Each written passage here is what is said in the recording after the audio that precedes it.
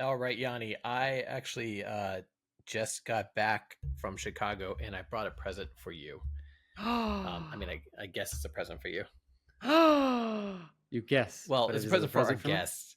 Oh, it's a present for our guests, and you get to. You're my captive audience for this one. Are you ready? I was born ready.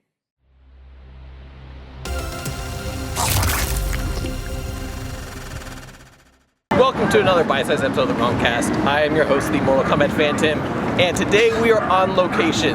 This bridge that I'm standing on is world-renowned, and some of you guys might already know why or where we're at, but this is the bridge that was the inspiration for Mortal Kombat 3. Basically, John Tobias and team came out here, saw this bridge in Chicago, and they went ahead and took different assets from this bridge, surrounding areas, and this is what inspired the bridge scene in Mortal Kombat 3. So, we are here on location today in the city of Chicago, checking out all the Mortal Kombat 3 sights and sounds. This was an MK yeah, trip. if you look back there, I'm pretty sure you can see Motaro and Johnny Cage fighting it out. Like, that's happening right now. Johnny Cage fighting a giant monster. Oh, and I think I see somebody down there. Let me go and see who this is. Hold on. Oh, I think I'm right. I'm pretty sure this is Mortal Kombat 9 special character Kratos. Oh, no, wait. It's Isao, America. You did not. Oh, Isao, famous Mortal Kombat artist. Hi. How y'all doing? Y'all see Johnny Cage over there whooping up on my time? What is this? Time Smashers? Isao, what are you doing in Chicago? Checking out the sights. You got Johnny Cage fighting Motaro in Mortal Kombat 9 over there. Sindel just got ran over by a car back here. It's great.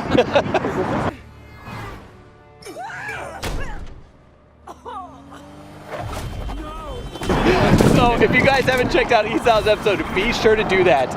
It is on the Kast. It's on our other channels. It's a good episode. Definitely check it out. In the meantime, we're going to go check out some more of Chicago and show you some more Mortal Kombat sites. So let's do that. Yes. Yeah, Isao is definitely Kratos right now. That beard. Glorious mane. I was expecting him to call you boy.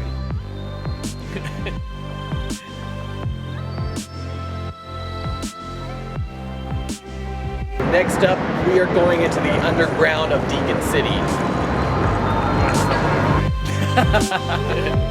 Deacon City subway.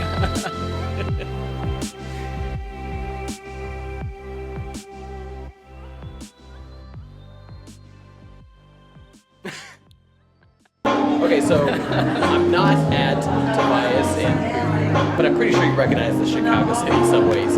That's where we're at right now. Another big inspiration for the Mortal Kombat stage known as the subway. You didn't throw Isao in front of a train, did you?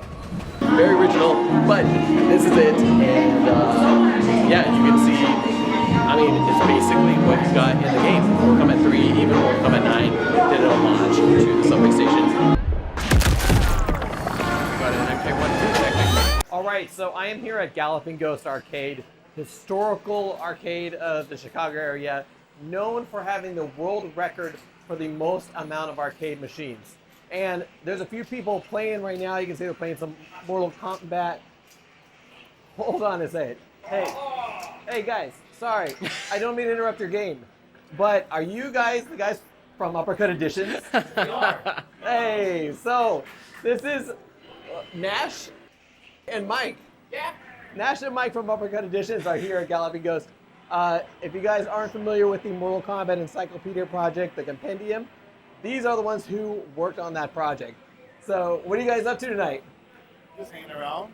Yeah. Mortal Kombat, some grid. Taking in wonderful Chicago. Well, let's play some games. I'm liking the Homelander omni-man shirt. This game right here, NARC. One of the games that started it all, made by Williams Midway, known for its hyper violent content, was something that kind of blew the video game industry out of the waters at the time. And then right next to it, SmashTV. One of John Tobias' first games that he worked on, doing a lot of the art for it. They made these 2 games, and Midway Williams really noticed the work that was being done here, and this kind of helped evolve and lead into what became Mortal Kombat. We're in the same shirt. Mortal Kombat! So, in between Mortal Kombat 2 and Mortal Kombat 3, Midway went ahead and made Revolution X. It was a big title for them, and it came out in 1994. Let's go! They used the voice talent of Aerosmith and their likeness in the game. If you're watching this, then they've taken over. They were able to do that because Mortal Kombat 2 was so successful. It really kind of put Midway on the map, especially for this digitized character type of stuff. In the game, you can even hear Steve Tyler yell out Toasty in a couple of scenes. And that's kind of like a little homage to Mortal Kombat. And there's a bunch of Mortal Kombat sound bites and things like that that are used throughout the game. But what's really interesting is this game, in order to promote it, they added an advertisement to some of the Mortal Kombat 2 arcade machines. So if you were playing Mortal Kombat 2 at certain points, you would have seen ads for Revolution X. And that is this particular game right here. This first-person shooter Aerosmith game. The game itself featured people like Kerry Hoskins, who went on to be in Mortal Kombat 3 as Mistress Helga. You've been a bad boy. As far as Kerry Hoskins goes, you can actually see her here on the side art panel. So there you have it. There's Kerry Hoskins, Sonya Blade as Mistress Helga in Midway's Aerosmith game, Revolution X. We're gonna zoom in on his beard there for a second. So if I'm the lore master, are you the historian? Guess so. Nash here is playing another Midway classic game. This is the grid. Nash, you were playing as Sub-Zero. How did you unlock Sub-Zero in the grid? Well, there's different codes in the game. Normally they show a few here. The other ones you have to figure them out for yourself. As, for example, Sub-Zero. There's also Scorpion and Luke Skywalker is also in the game. Ed Boon and a lot of the other Midway previous employees from Midway. They're all in there. Oh, Ed Boon himself is in this game too. Yes, sir. So Ed Boon was one of the major developers for the grid. And as you can see, he included a lot of Easter eggs, just kind of like how he did with the original Mortal Kombat games. Reptile himself was one of the first hidden characters in any type of video game. So, you know, you can expect a game that Ed works on to have stuff like this, Sub-Zero and other developers from Midway.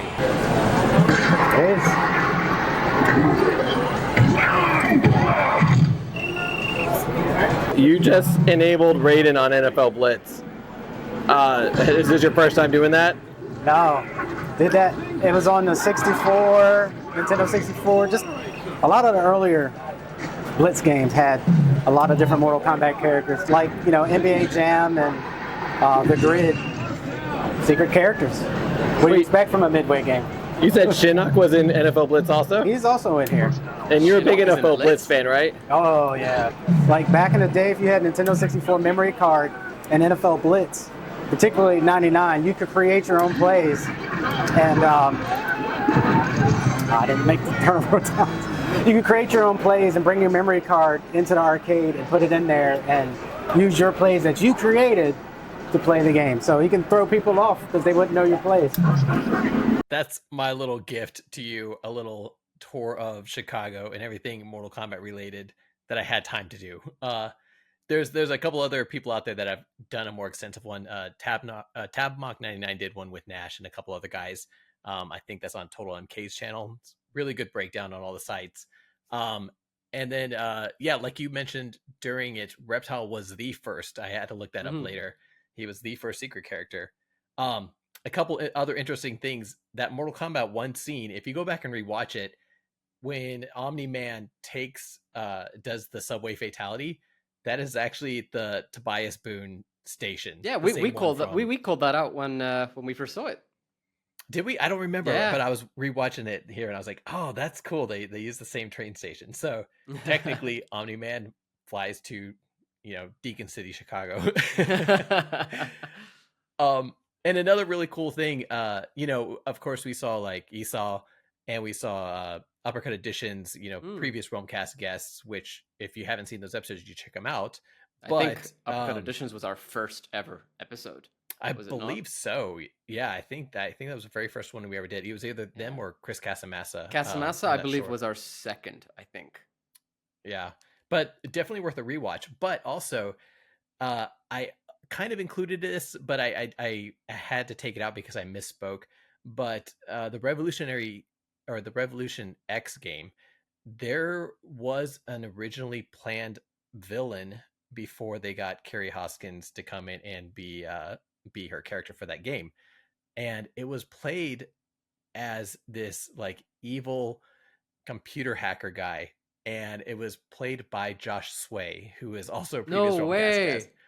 Yeah, it's completely cut. You can still find a couple images as him dressed as this mid-screen card, and I thought that was really cool because so much histories in the city and so many different things are of course incorporated in Mortal Kombat and the Realmcast.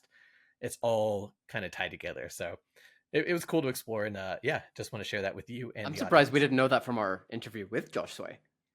That did not too. Come up. Yeah. No, well, because it was cut, like it never even made into the game. I'm surprised Josh didn't say anything about it. But yeah, exactly. Yeah. There is your tour of Chicago. Thank you. I feel like I was there with you all. I mean, you practically were, as well as all of our guests. That's it for this episode. If you guys are interested in more of our stuff, if you want to see the actual interviews with the people that we mentioned, please be sure to go back and check out our previous episodes of the Realmcast. We got a lot of content. We got a lot of stuff out there. And a lot of interviews that kind of show you, the stories of everybody who has had a hand in Mortal Kombat in one way or another. Yeah, definitely check those out. I mean, we as we've mentioned already, we've interviewed Uppercut Editions. We've mentioned Chris Casamassa, Josh Sway himself as well. And the entire time you were showing me that video, I was thinking of the Insert Coin documentary as well. So, firstly, check that out as well as our episode with Josh Sway himself. Yeah, especially if you're interested in all the stuff we kind of talked about at Galloping Ghost Arcade. Insert Coin Doc is a fantastic resource. Yeah. Like everything that's been put into that. I mean, he goes back and really goes into, as we mentioned here, NARC, all the way up into everything that led the entire Midway franchise, Williams Midway. So, well, I hope the listeners enjoyed this as much as I did. That was actually really cool. I did actually feel like I was partly there with you all. I'm quite jealous that you got to meet up with everybody in person, especially Esau with his beard.